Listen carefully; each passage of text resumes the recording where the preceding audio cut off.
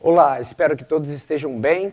Eu sou Marlon Marques e hoje no Comunhão Entrevista a gente vai conversar com Humberto Aragão. Ele é missionário há mais de 3 décadas e essa vasta experiência conferiu a ele a posição de vice-diretor na OM e também de presidente da DFN, que trabalha no combate ao tráfico de pessoas. Muito obrigado, pastor, por atender o nosso convite.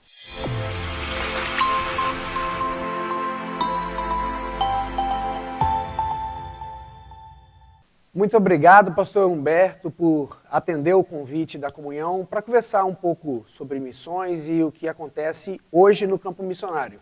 Seja bem-vindo. Um prazer enorme aí aos nossos queridos leitores da comunhão. Que Deus abençoe vocês ricamente. Amém. Pastor, o mundo mudou bastante, né, nas últimas décadas e, obviamente, o movimento missionário precisou evoluir com isso. Você poderia nos dar, inicialmente, um panorama de como as frentes missionárias de diversas agências estão atuando nesse momento do mundo totalmente globalizado, cheio de tecnologia? Então, é interessante, é muito importante essa tua pergunta, porque ela nos remete à ciência e à tecnologia nesse momento, né?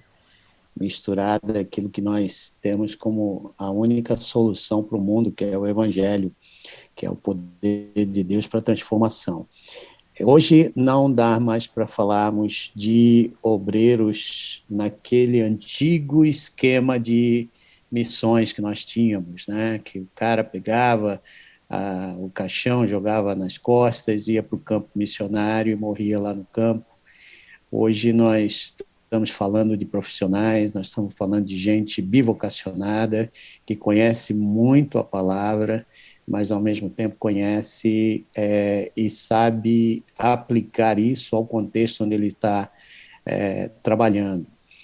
No mundo inteiro hoje nós precisamos de gente que não somente maneje bem a palavra, mas tenha conhecimento da tecnologia, tenha conhecimento de outras áreas que são muito importantes naquele lugar onde as pessoas estão trabalhando, seja na área da agronomia, seja na área da construção civil, seja na área da educação.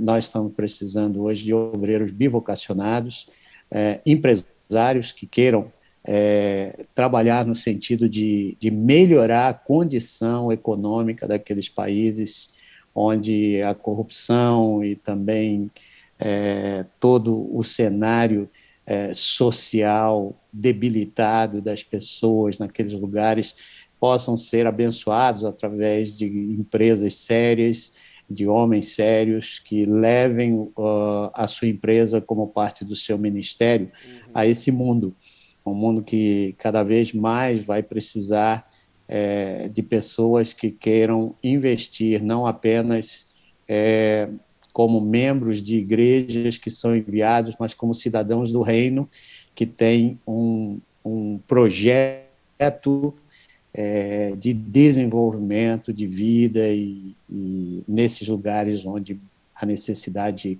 é tão latente e tão profunda, principalmente depois da pandemia. Uhum. Ou seja, então não basta apenas agora a pessoa, o missionário, né, estar capacitado ali com as ferramentas missionais, bíblicas, teológicas, é importante que ele também seja capacitado numa área de saber para poder colaborar nas diversas frentes, né? Uma pergunta que ela é recorrente e às vezes é até antiga, né, para quem já conhece o contexto de missões, que é: por que uma pessoa deveria se deslocar do Brasil e para outro país, para outro continente, sendo que o próprio Brasil pode ser um campo missionário? Como é que isso se dá? Como que a pessoa decide isso? Eu creio que o grande problema missiológico que nós temos no Brasil e no mundo também é a falta de entendimento bíblico em relação ao reino de Deus. Geralmente, nós acreditamos como qualquer outra religião, e Deus não fala de religião, Deus não fala de sistema político. Deus é Deus, Deus é criador do universo, Ele é o Senhor que domina a terra, e logicamente essa terra foi usurpada quando ele dá ao homem o direito de trabalhar a terra, de fazer. Na verdade, a pergunta anterior tem muito a ver com essa pergunta agora, né? Porque a gente vai para o campo porque você tem um Deus que expande o seu reino. Você tem um Deus que quer tomar de volta aquilo que era dele desde o início, que é o seu reino, que é o domínio da terra que foi usurpada pelo seu arqui-inimigo, e agora Deus, através da sua igreja, que é o único modelo de expansão que ele tem, é esse, de usar a sua igreja para entrar nos diferentes lugares do mundo e fazer. Então, é uma questão bíblica, de entendimento bíblico. A gente entende de monarquia, mas não a gente entende de democracia, mas não entende de monarquia, que é o cenário em que a Bíblia inteira foi desenvolvida. Aliás, até hoje estão esperando um rei que virá para libertar o seu povo. Na verdade, esse rei veio, estabeleceu o reino, domina sobre esse reino hoje, que é a nossa vida, os nossos valores, nossos princípios, e ele quer que isso seja espalhado por todo o mundo.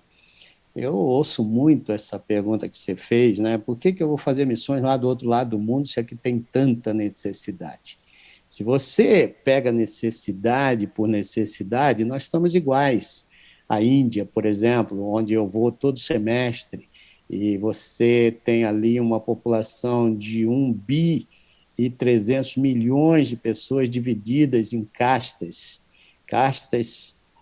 que se subdividem e chegam a quase 4.500 castas diferentes.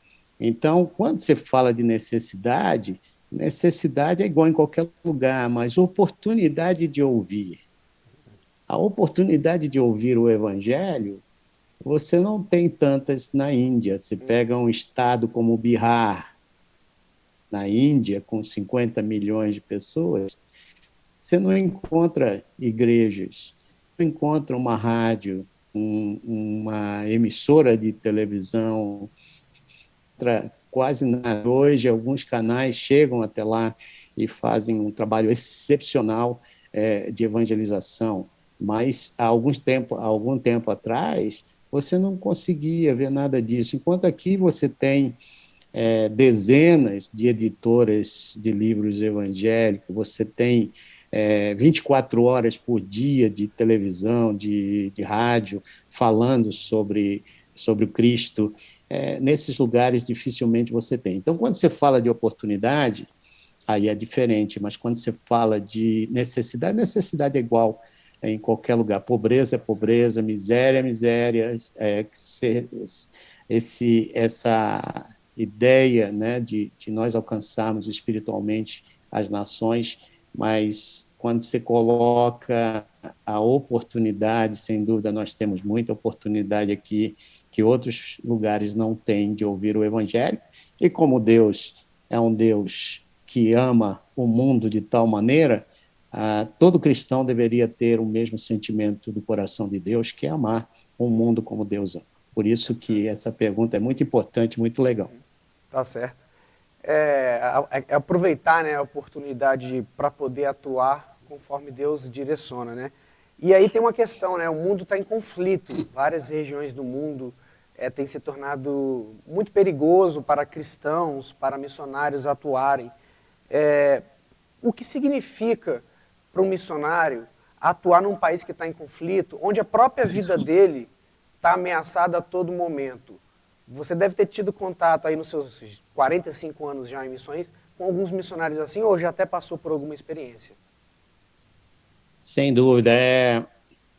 Hoje, fazer missões no mundo em que a política está mudando, né? A geopolítica, ela demonstra que estamos vivendo um mundo já diferenciado. E, ao mesmo tempo, a gente tem uma ideia de um cristianismo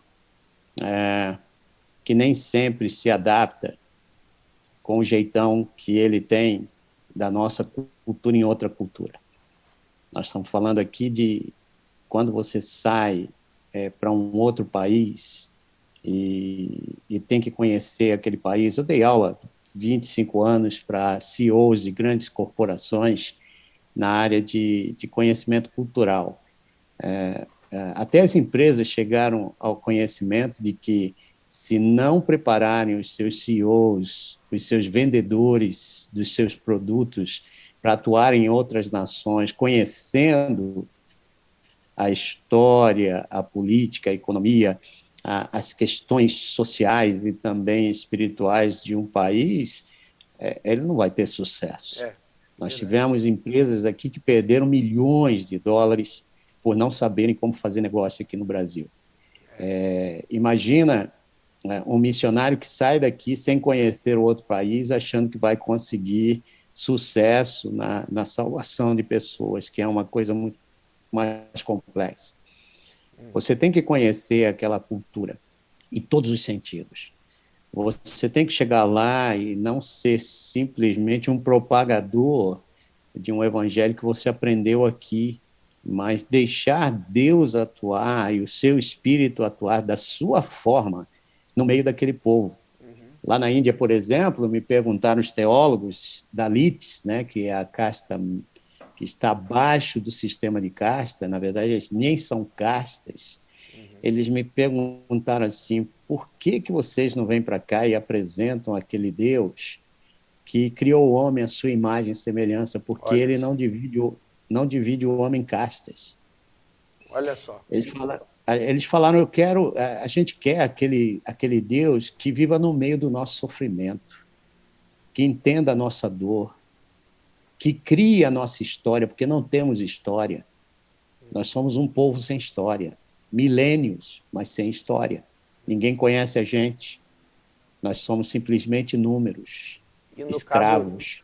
E no caso dos hindus ainda tem a questão de que um deus ainda batalha contra o outro, né? Então, são tantos deuses que eles brigam entre si, aí precisa ficar com aquele sistema de oferendas, né? É bem diferente. Exato. É cumprimento de ritual, você não se converte.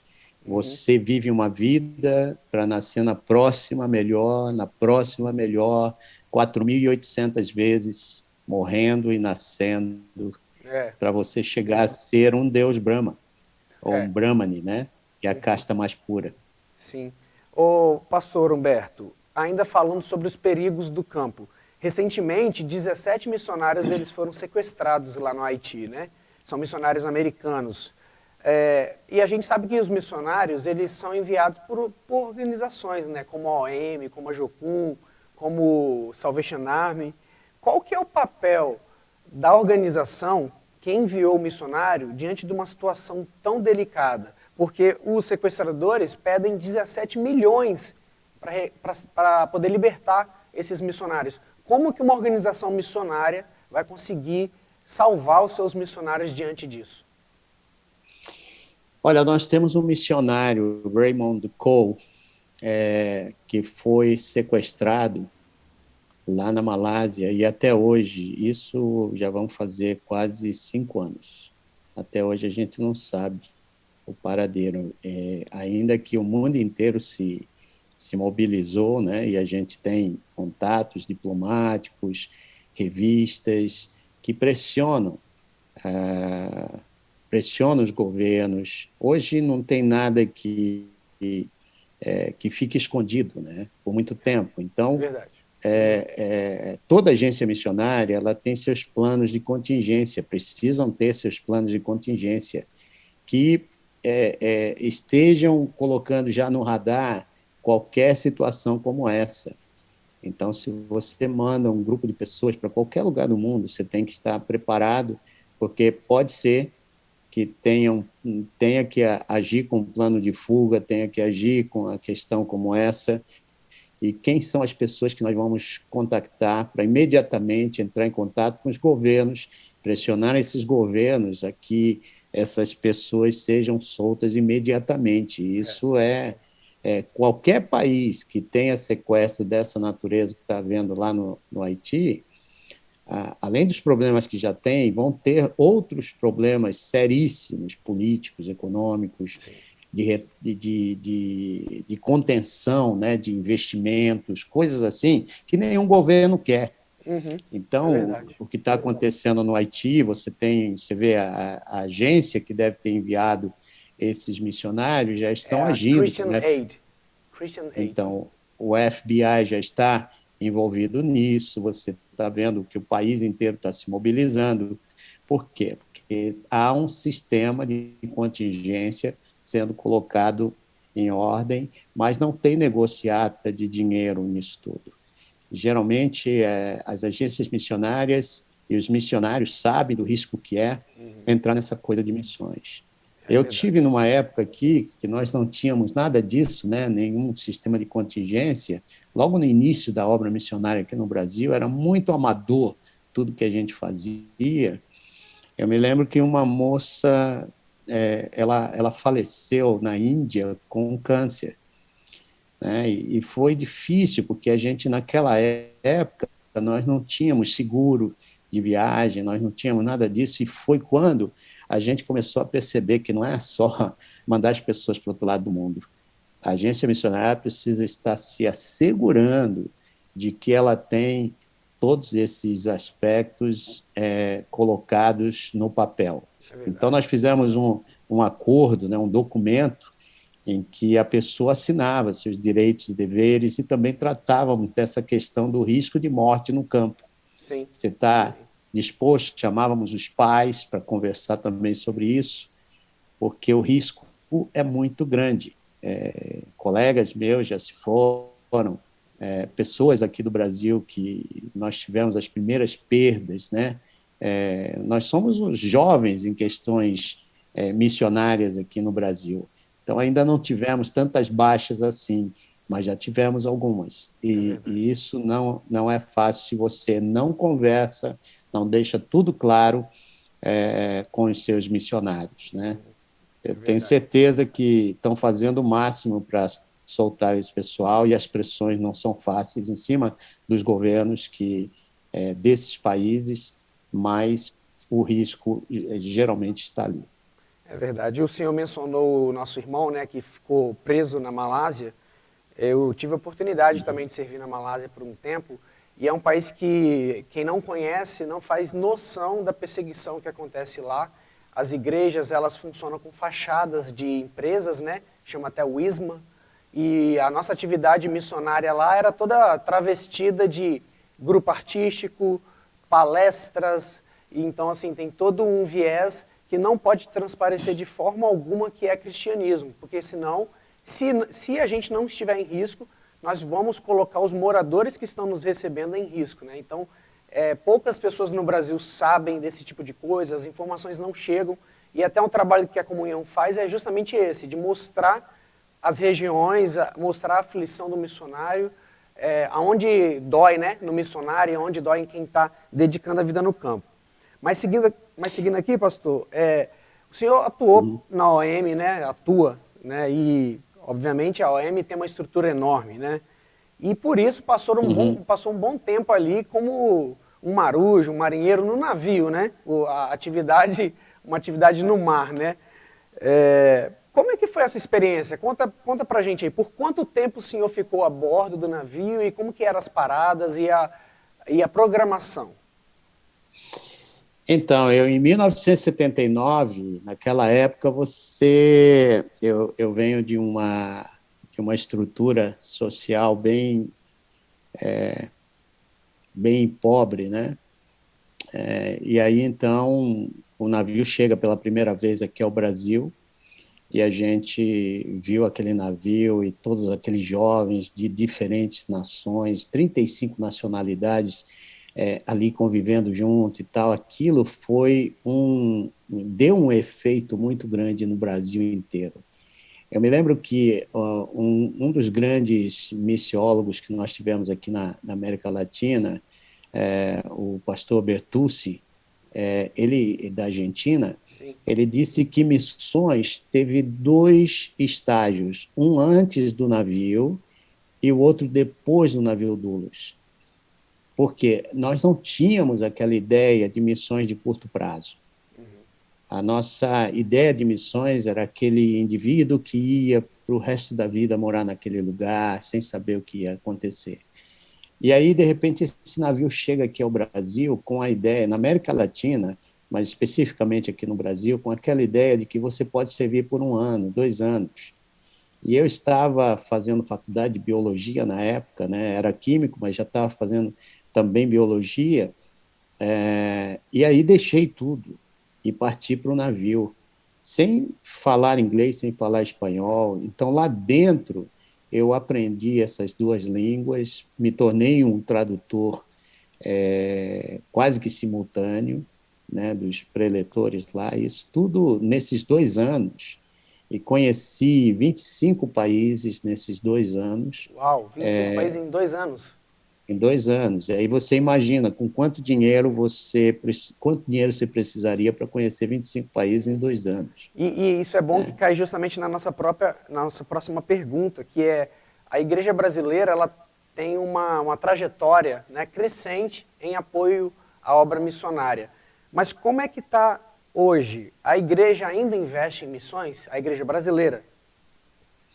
Então, eu creio que a gente cresceu muito nesse entendimento de missões, né? Inclusive a gente, quando eu falo a gente, estou falando de mim, estou falando de outros líderes de missões aqui no Brasil.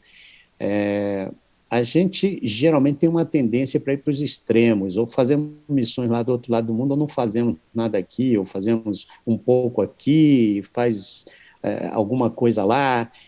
Nós começamos a perceber que missões começam onde você está e terminam onde Deus quiser. Quem manda na minha vida é Deus. E se eu não estou disposto a ser um cidadão com todas as obrigações de cidadão, das leis, dos decretos, das questões de cidadania de um reino que busca o céu para trazê-lo aqui à terra. Você vê, a religião faz a gente ir para o céu. Ela pensa no céu, lá na frente. Mas quem é cidadão do reino traz o céu para a terra. Venha a nós o teu reino, seja feita a tua vontade aqui na terra, como é feita nos céus. Você vê? Então há uma ideia diferenciada de ser cidadão e de ser membro de igreja. Quando você é membro de igreja, você cumpre ou não. Tem essa questão de democracia na nossa vida e tudo mais. Né? E às vezes nem Deus comanda a minha vida, mas quando você pensa na cidadania de ser brasileiro, você, ainda que é democrático, Sim. você cumpre aquilo que a lei determina. Uhum. Então, quando você vai para um campo missionário, e hoje as igrejas estão entendendo bastante essa questão, você hoje pensa em todos os sentidos. Você tem que estar legalizado naquele país. Você tem que fazer tudo para ser parte Sim. daquele povo. Porque quando Se Deus levava aculturar, o né? povo dele, Precisa entrar na cultura. entrar na cultura, você tem que estudar bastante isso, e você tem que saber como oferecer tua vida em serviço para aquela cultura. E aí vem uma profissão que lá naquela cultura seja algo precioso para eles. Eu Sim. hoje tive que estudar muitas coisas para chegar aqui, para poder Certo. treinar pessoas para ir para o campo Tá missionário. certo. Né? Essa riqueza, né, que você pode gerar na sua condição de missionário vem justamente do seu intelecto, né, de você crescer como pessoa. Pastor, eu queria que você me explicasse rapidinho como é que é o seu trabalho no combate ao tráfego humano, essa coisa tão cruel que poucas pessoas sabem que ainda há tantos seres humanos em situação de escravidão hoje. Então, explique pra gente como que é a sua atuação. Então, você hoje tem no mundo, o terceiro crime no mundo hoje que mais produz dinheiro é o tráfico humano e a escravidão. E, e quando você percebe que a vulnerabilidade, principalmente das nossas comunidades, a vulnerabilidade da pobreza, que a pobreza traz, embora o tráfico humano independe da situação social da pessoa. Você vai ver meninas aí que têm tudo em casa e estão recebendo convites para ir para outros lugares do mundo, e quando fazem isso, pedem seu passaporte, porque é confiscado por essa gente, e, de repente, a pessoa se vê numa situação de ter que entregar a si próprio para poder fazer dinheiro para essa máfia que está no mundo inteiro, né? Sim. Então, quando você pensa que na Índia, por exemplo, você tem os 250 milhões de Dalits. Eu estava conversando com um cientista político lá, ele dizia para mim que uma boa parte, talvez a maior parte das mulheres que entram no tráfico humano para questão de sexo sai dessa casta Uau. mais pobre da Índia. E eu diria E, e, mais da e como metade da e o que a organização faz para resgatar? É uma espécie de resgate? É um trabalho que, por exemplo, oferece uma oportunidade financeira para que elas não precisam se submeter a isso? É nesse sentido que funciona a atuação? Então, nós temos que trabalhar na raiz do problema, né? E a raiz do problema é onde ele começa. E onde começa? Na família, nesses lugares. Aqui no Brasil, por exemplo, se você entra aí no Google e coloca a CPI do tráfico de pessoas, você vai ver quantas pessoas brasileiras foram levadas para fora e viveram isso. Porque você estraga a pessoa emocionalmente, espiritualmente e fisicamente. Essa pessoa ela vai precisar, para uma recuperação, quando ela entra nessa vida, né, ela precisa de uma recuperação completa, e aí exige profissionais de todas as áreas. O governo hoje está interessado em saber e trabalhar para a gente eliminar esse tipo de criminalidade aqui no Brasil. Mas a escravidão é um ponto. Todo mundo precisa de emprego, há muitos refugiados no mundo. Hoje, a mobilização urbana e a mobilização étnica é muito grande, Sim, principalmente na Europa. Você vai ver quantos refugiados chegam e verdade. eles são vulneráveis, ficam vulneráveis ao tráfico humano, né? Pessoas aqui na fronteira do Brasil, né, com a Venezuela, você vai Sim. ver pessoas em Roraima ali sendo levadas ao tráfico humano, porque eles têm Essa, que vender seu corpo. essa é uma situação tão grave, né, e pouco difundida. Eu me lembro que quando eu li o livro do David Bastone, Not for Sale, né, Não Estou à Venda, me chocou demais ouvir ali relatos de meninas, às vezes de 12, 13 anos, que eram vendidas nesses mercados aí de tráfico humano, né? Mas agora, pastor, um bate-bola rápido aqui. Eu quero saber qual que é o maior desafio no campo missionário hoje.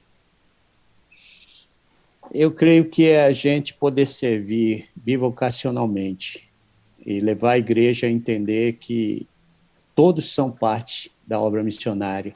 Uma vez que você foi salvo, você já está dentro e faz parte da cidadania que está se expandindo pelo mundo. Tá certo. E aquela pergunta que a gente tem que fazer. Se tem agora uma pessoa que está nos assistindo e sente no coração que ela precisa ingressar em missões, o que ela tem que fazer para dar os primeiros passos e poder ingressar numa organização missionária, por exemplo? Tem que conversar com o seu pastor e convencê-lo com um chamado que ele entende que é um chamado sério, um chamado relevante, que tenha informações importantes para dar sobre aquele lugar onde está querendo ir e que seja alguém que comece agora a fazer parte do processo da sua própria transformação, para que todas as pessoas vejam e digam: essa pessoa é chamada. Tá certo. Uma vez que você fez isso, procure uma agência missionária que seja séria. E quando eu falo séria, que não esteja só aqui como representante da obra missionária, mas que esteja lá no campo também, para que você não vá sozinho. Você tem alguém te esperando no aeroporto que te dê as boas-vindas, que te coloque numa casa, que saiba te levar a aprender a língua naquele local. Se você não fala inglês, se você fala inglês, não simplesmente é o inglês, mas a língua daquele povo que você quer alcançar. Então, você tem todo um processo aqui para ser feito. Por isso, a agência é muito importante depois da igreja, e a própria igreja Sim. fazer esse contato com a agência, e não somente o obreiro. Bom, pastor Humberto Aragão, muito obrigado pela entrevista. O Comunhão Entrevista vai ficando por aqui, mas antes eu queria lembrar que você pode assistir esse conteúdo e outros vídeos no YouTube. Você também pode acessar os nossos podcasts em qualquer plataforma de streaming e também você pode acessar o portal comunhão.com.br para ler notícias sobre missões, sobre a igreja, sobre vida cristã e tudo que interessa aos seres humanos do mundo na atualidade. Muito obrigado, pastor Humberto. Deus abençoe vocês, muito obrigado a todos que ouviram essa entrevista e espero vocês no campo. Eu espero que essa entrevista tenha abençoado a sua vida e até a próxima.